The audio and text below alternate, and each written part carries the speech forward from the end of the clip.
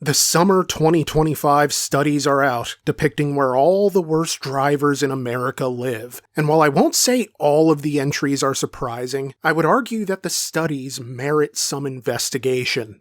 In June, insurance company Allstate released their annual America's Best Drivers Report, utilizing auto insurance claims data from the 200 most populated U.S. cities to figure out not only where all the worst drivers are concentrated, but also which cities have the least risk compared to the rest of the country. However, they weren't the only ones to put out a study on America's road menaces. On August 14th, the consumer research firm ConsumerAffairs released their annual study on the worst drivers in the nation, utilizing statistics from the latest crash data by the National Highway Traffic Safety Administration. So we're going to look at the bottom 10 cities from each list and pit them against each other, using supplementary data to figure out where the worst drivers truly hang their keys. Does your town make the cut? If not, should it have? Share in the comments why your area has the dirt worst drivers in the world. And be on the lookout for me. My screen name is Limited Time Roman. And if you enjoy this show, keep it going by tapping the like and subscribe buttons like you're brake checking a Hyundai Genesis. It's the end of the month. Yeah, let's do it. Yeah! Roman report at the end of the month, and I make what I want when I feel like discussing cars. Our first matchup pits ConsumerAffairs number 10 city versus Allstate's number 191. It's Charleston, South Carolina versus Philadelphia, Pennsylvania. Okay, so I'm inclined to give the win to my area because Allstate shows that the collision risk relative to the national average is 78.3%. But that's not actually as bad as it sounds. I was a liberal arts major, so math was never my strong suit. But to my limited English major understanding of common numbers, the relative collision likelihood doesn't mean you're 78.3% more likely to crash. It simply means that you're 78.3% as likely to get into a crash as the rest of America. Now, if we want to be generous, we could say that this actually means you're 21.7% less likely than average to have a car crash. But that's absurd when 78.3% is that close to the baseline, which is represented by 100%. Obviously, risk increases the closer you get to 100%, and once you're over that hump, you might as well be in a Twisted Metal tournament. So this is all just to say that while I dearly love Philadelphia, I completely understand why you wouldn't want to drive there. Because it's a metropolitan mess of zip-tied front bumpers and the unearned confidence of people who feel the right of way is their birthright. And God help you if it starts raining. It's like people just forget how to drive entirely. Turn signals are an afterthought. They turn onto roads they don't have an opening for yet, forcing oncoming traffic to slow down to accommodate. Or they crawl to a near stop just to turn onto another road. What is it with the slow turn epidemic? Just take the turn. There's no other traffic. It's your own driveway. Just turn. I hate it. Jail, straight to jail. Supreme jail, lifetime appointment. But Charleston really looks like it has Philadelphia's number here. In 2024's ConsumerAffairs study, Charleston was ranked number 133 for the worst drivers in America, but somehow they jumped 123 spots in a single year. It's the kind of mind-blowing increase that's typically limited to gas prices and PA Dutch cholesterol. But the reason here is because DUIs and speeding incidents have increased exponentially, to the point that fatalities have increased along with them. In fact, Charleston has the 4th highest rate of drunk driving deaths, and 11th highest speeding deaths of the cities on the ConsumerAffairs list. Now, South Carolina's Hands-Free Distracted Driving Act will go into effect on September 1st, and what's interesting here is that Pennsylvania already beat them to the punch, as this law went into effect here back in June, making it illegal to use any handheld device on the road even if you're stopped at a traffic light. And generally speaking, it's a positive law to have on the books, although it doesn't appear to address the issues that seem to make Charleston such a dangerous place for motorists. But then, drunk driving and speeding are already against the law. You can't come up with a new law that makes it more illegal. Although I guess you can make the punishments harsher as a deterrent. But some people are just going to do it anyway because they view driving as a right rather than a privilege. So curbing these behaviors is always going to be easier said than done.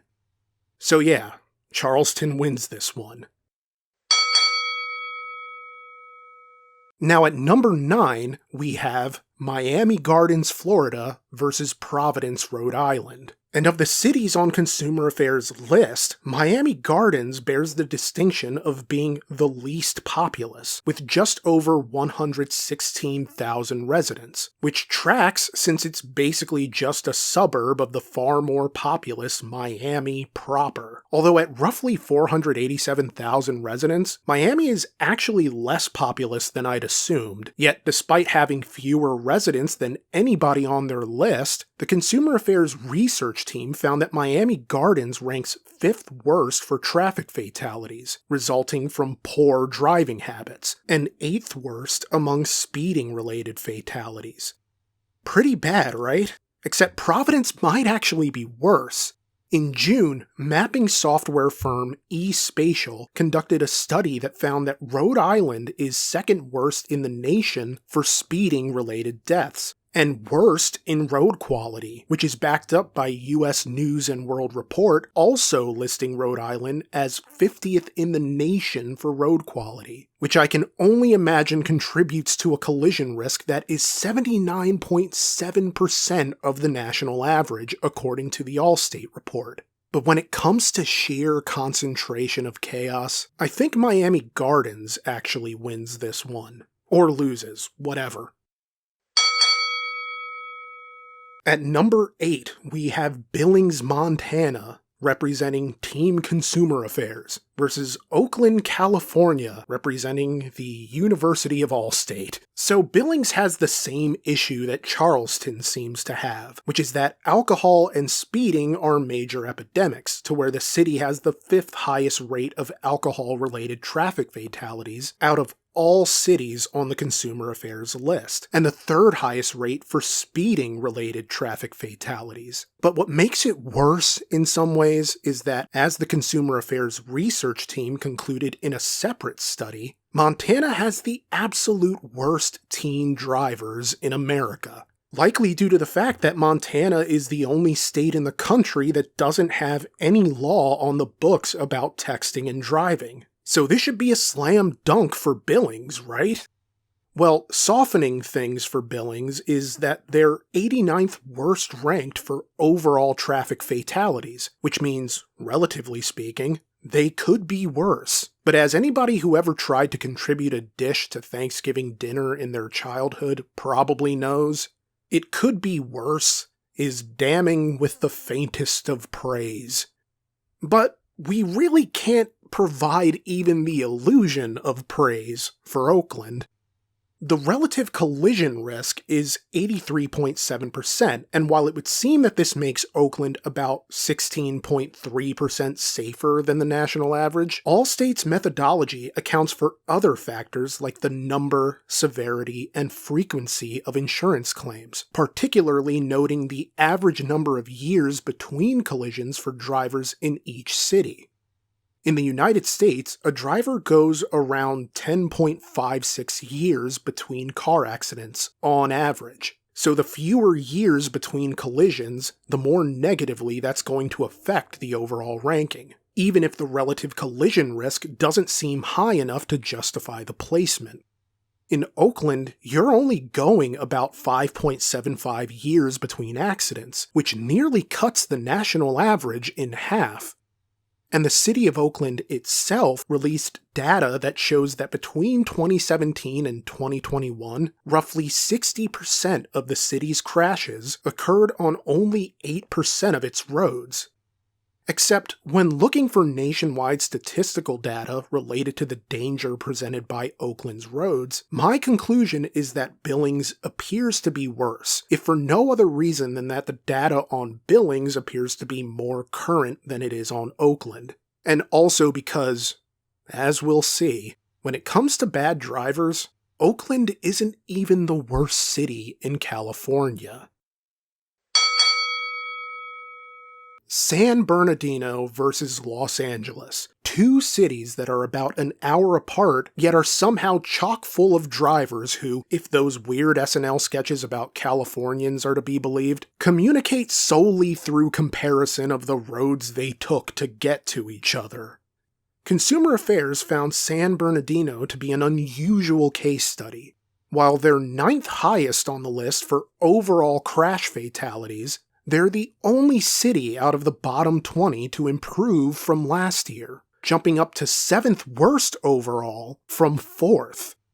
Meanwhile, for Los Angeles, Allstate's report found that relative collision likelihood is 88.9% of the national average, which only gives you a safety cushion of 11.1% and a crash frequency of just 5.59 years between crashes. It's a pretty disheartening blow for a city that had hoped to be celebrating a different milestone this year. You see, exactly 10 years ago this month, City Hall launched the Vision Zero program, an initiative with the goal of implementing safety measures and strategies to eliminate traffic fatalities by 2025. The Vision Zero program isn't just limited to Los Angeles either, as multiple cities across the country have adopted this initiative to end traffic deaths altogether, albeit with a bit more lead time than Los Angeles gave themselves. The dream with Vision Zero is a worthy one, a beautiful one even, but it's also really lofty and ambitious. Hell, if I had 3 wishes, eliminating all traffic fatalities might actually be one of them, which means I'd really only have one other wish because the third is always to free the genie. But for as lovely an idea as Vision Zero is, it seems like it was every bit as difficult to implement as it sounds, and apparently the reason is for lack of trying. An independent audit of the program conducted earlier this year found that the program had nowhere near enough support from the mayor's office and city council districts to achieve its goals, because City Hall just sort of lost interest. From a lack of organization and policy action to a large portion of the $35.8 million in funding being unused, it seems like enthusiasm drained faster than a Skyrim stamina bar. Of course, it's not that surprising that so little of the $35 million was used, since the audit found, quote, among a total 56 actions and strategies with 2017 and 2020 target dates, only 5% were achieved on time, 48% were achieved with a 1 to 3 year delay, and 46% have not been achieved. End quote. So basically, a whole lot of not a lot was getting done in terms of moving the Vision Zero initiative forward. And as the Los Angeles Times noted in their report on the audit, Los Angeles continues to see discouraging traffic accident trends, particularly with regards to pedestrian fatalities. Citing LAPD data, the report noted that 62 people have been killed in traffic crashes as of April 5th, with pedestrians accounting for more than half of those victims. This is before factoring in the injuries that happened as a result of crashes over the same time period, as there were close to 400 recorded instances in the first 4 months of this year. That may not sound like a lot, but that's 400 people, dude. 4 people would be bad enough. But somehow, the fact that they put in this lofty goal of eliminating traffic fatalities from the city, only to come up this short, somehow makes it worse. I gotta give this one to Los Angeles. Oh, we're not done with you yet, California. Allstate found that Californians slam their brakes 26% more often than the national average, which suggests a lot more distracted driving than average, either by the person slamming their brakes or by the person in front of the one doing the slamming. Although I guess there are any number of reasons to slam your brakes in California. Falling rocks, a downed tree, seeing Angela White filming an Instagram reel. All completely valid and justifiable. But slamming brakes generally suggests a certain inattentiveness. And while it's great if your brakes are in good enough condition to prevent the accident from happening, it doesn't change that, at least according to Allstate, relative collision risk is 96.4% of the national average in Glendale. So you only have a razor-thin cushion of 3.6% when it comes to being safer than the national average, which is worse when paired with there being just 5.37 years between collisions on average. It's a benefit so low as to hardly be meaningful. Yet Kansas City might actually take this one because despite being among the cities with the least traffic, they rank second worst for speeding deaths. But now that I take 2 seconds to think about that, why wouldn't those two things go hand in hand? Less traffic means fewer slowdowns, meaning people have more road for indulging their baser instincts, meaning a higher potential for speeding-related crashes. So the end result is that speeding-related crashes are 3 times the national average, meaning Kansas takes this one in a walk. So interestingly, Tucson ranks 2 spots lower than Kansas City when it comes to speeding. But what puts Tucson in the top 5 is the overall rate of traffic deaths, about 27.05 per 100,000 residents. And what's crazy is that it's the 5th most dangerous for cyclists, with pedestrian danger averaging 3 times the national rate. But the Office of the District Attorney for Hampton County, Massachusetts, where Springfield is located, released findings in June that show that the county is on track to exceed the number of crashes in 2024.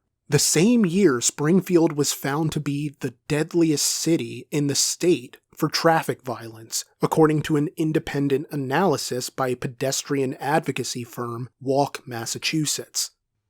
Now, while that report used traffic data from 2023, there doesn't seem to be a whole lot of indication that things have improved in Springfield, as we unfortunately have finally hit a relative collision risk that exceeds 100%. Allstate notes that not only is there a slim 4.37 years on average between collisions, the relative collision risk in Springfield is 130.8%, meaning that simply by being in Springfield, it's nearly 1/3 riskier to drive. Really makes sense why the Simpsons road rage took place here. Or maybe it was in one of the other 1,000 Springfields we have in this country. And so, my friends, we've made it to the Final Four, and it's another East versus West matchup. Although I'm actually kind of surprised that the cities being featured generally aren't more populous, because you would assume that the more people, the more danger. But as we've seen with Kansas City, the opposite seems to be the case, which is not to say that Aurora and Worcester don't still have a lot of people. Worcester has over 200,000 residents, while Aurora is the 3rd most populous city in Colorado at just over 400,000 residents as of 2024. Not huge, but it's not like they're empty. Yet it really does seem like the fewer people in a city, the more risky it becomes to drive in it.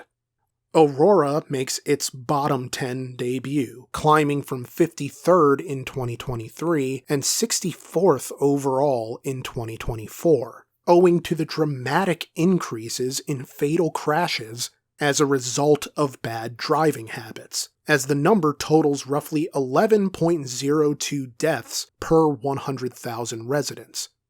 But the bad statistics don't end there, because they're ranked 7th worst in the study for DUI deaths, and 2nd worst for deaths involving any positive blood alcohol content readings. Yet there's a bizarre synchronicity here, because much like Aurora in 2023, Worcester, Massachusetts was ranked 53rd overall in Allstate's report last year.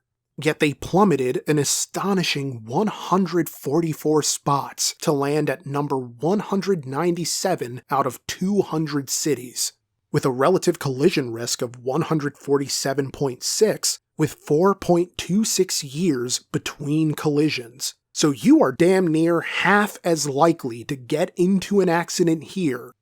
And this is where we get into a little discussion about population density. Yeah, let's talk about numbers, but like more numbers. Oh, I hate math. The U.S. Census Bureau notes that overall population density tends to be around 90 people per square mile on average, increasing to roughly 1,600 people per square mile in metropolitan areas. According to the most recent census data, Worcester has a population density of roughly 5,528 people per square mile. And while Kansas City again proves that less traffic is actually more dangerous, the population density of Worcester obviously isn't going to be all cars. There's a higher potential for pedestrian fatalities when you cram that many people and that many cars into a city of 200,000. Of course, the defense here is that we don't know for sure what kind of density this is. It's possible that it's not as tightly packed as, say, New York City, which a 2015 Census Bureau article on population density noted was home to 28,000 people per square mile, but this was due to high-rise apartments and condominiums. And I would think the difference in New York is that you don't need, and sometimes are encouraged not to have, a car in the first place, because of the robust transit system and the overall cost burden of owning a car in a city with expensive parking, when you can even find it, and traffic jams packed with famously impatient and short-tempered drivers, and pedestrians who are all walking here. Now, Worcester is a city that also adopted the Vision Zero initiative, but they're working towards zero crashes by 2035. So they have more time and hopefully prove more fruitful in their efforts than LA did. You know, hopefully. A 2025 report by the Worcester Department of Transportation and Mobility noted that over a 5-year period, there were 461 crashes that resulted in severe injury, 45 of which were fatal, adding that out of 1,200 Worcester residents who were surveyed, 1 in 4 reported being involved in a crash on Worcester roads, and 2 out of 3 knew someone who had been. A quarter of the latter respondents admitted that those crashes were either fatal or severe.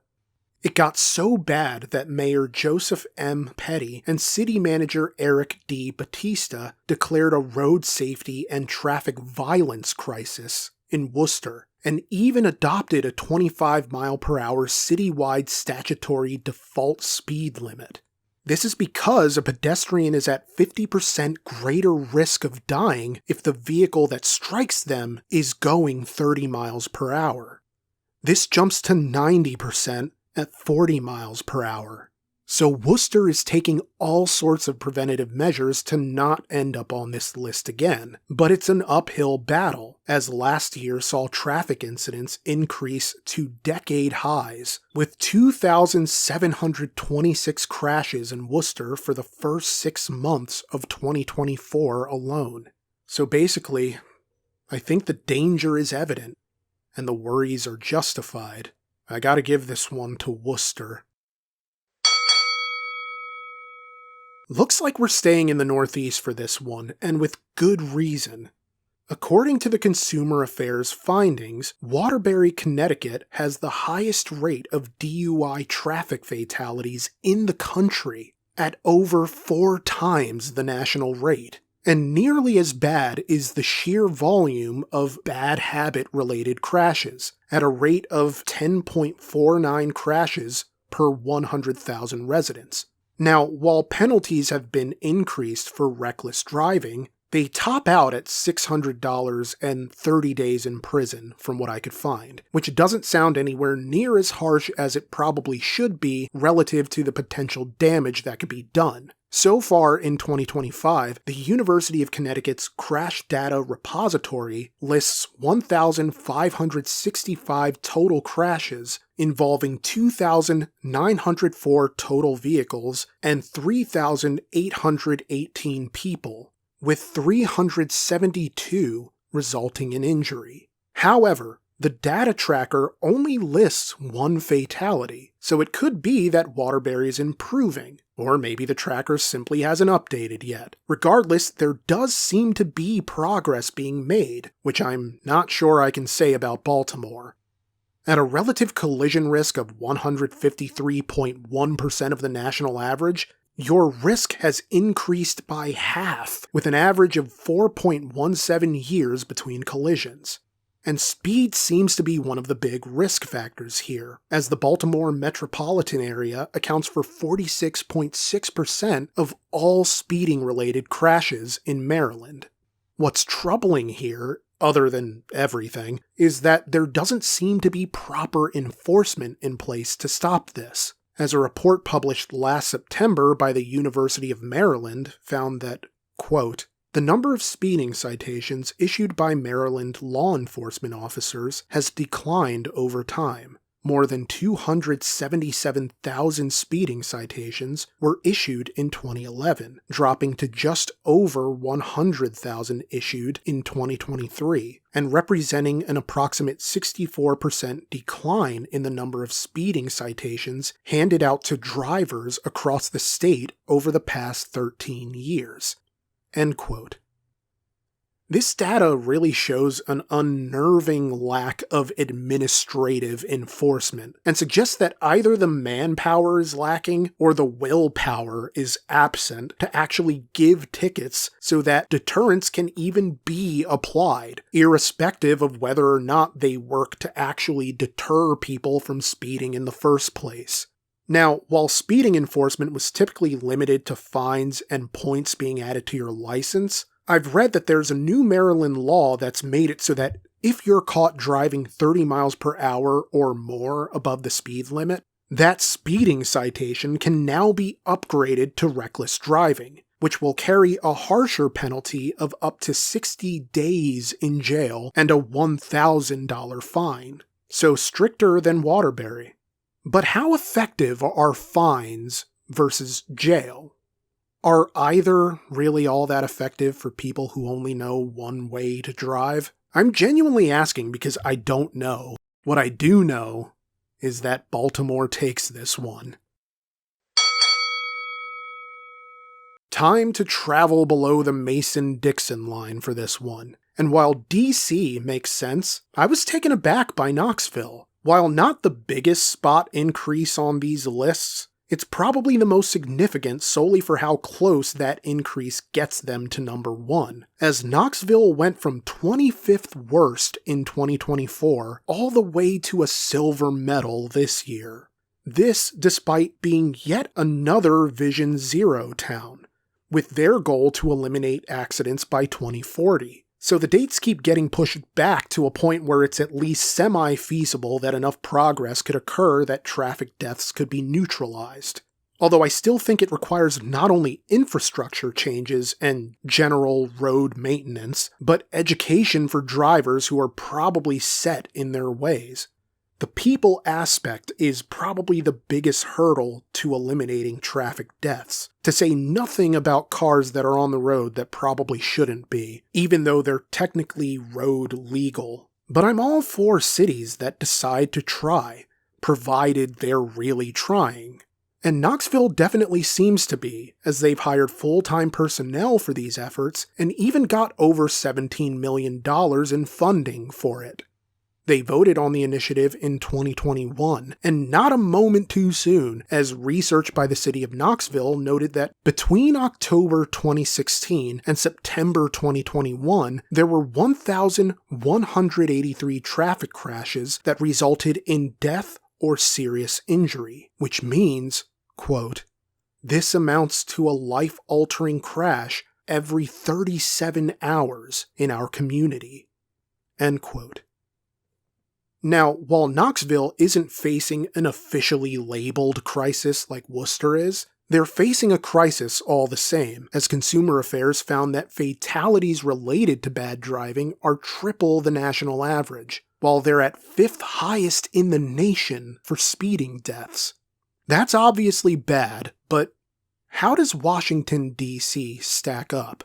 Well, they're another Vision Zero city, and if this thing can catch on nationwide and actually bear fruit, then count me a happy camper without an actual camper. While Washington, D.C. is a risky place for motorists, it actually seems more dangerous for pedestrians comparatively, as the Washington Council of Governments released a report in April of this year that found that, quote, D.C. region traffic crashes killed 110 pedestrians and bicyclists in 2024. End quote. However, on a whim, I decided to check the Washington, D.C. Metropolitan Police Department website for any crash data I could find, and as it turns out, 2025 seems to be on an improving trajectory. The website notes that as of August 21st, 2025, there have been 14 traffic fatalities. At this same time in 2024, there were 33. This means they've cut down the number of traffic fatalities by more than half.